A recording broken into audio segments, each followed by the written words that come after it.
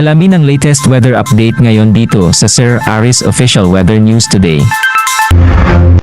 Sa kasalukuyan po ay patuloy pa rin ang pag-iral ng amihan sa malaking bahagi po ng Luzon at yung shear line naman ay mapagsasalubong ng malamig at mainit na hangin ay patuloy pa rin ang epekto lalong-lalo na dito po sa may eastern sections ng Visayas. Kung makikita po natin dito sa ating latest sa satellite animation, may namamatan po tayong mga kapal na kaumpol na kaulapan na nakaka-apekto dito po sa may bahagi ng Visayas at ilang bahagi po ng Mimaropa as well as sa Bicol region area. Yang kumpol na kaulapan po na yan ay dulot na epekto ng shear line, kaya especially po sa areas ng Eastern Visayas as well as ilang bahagi po ng Bicol region ay asahan po natin ang malalakas na buhos ng ulan ngayong araw. Meanwhile, for the rest of Visayas, magiging maulan din po yung panahon, pati na rin po sa karatig na mga probinsya. Meanwhile, dito naman po sa eastern sections ng Luzon, makakaranas din po tayo ng maulan na panahon dulot po ng patuloy na epekto ng hanging amihan. And dito naman po sa Metro Manila as well as the rest of Luzon area ay asahan pa rin po natin ang partly cloudy to cloudy conditions. Kung may mga pagulan man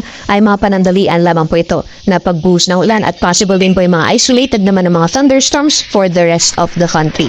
Meanwhile, kung makikita po natin dito sa ating latest satellite animation, inaasahan po natin sa mga susunod na araw na magpapatuloy pa rin ang epekto ng shear lines may bahagi ng Visayas as well as sa Bicol region, kaya doble ingat po sa ating mga kababayan dahil posible po yung mga pagbaha o pagguho ng lupa dahil yung mga pag-ulan po na ito ay posible pong tumagal hanggang sa darating na weekend.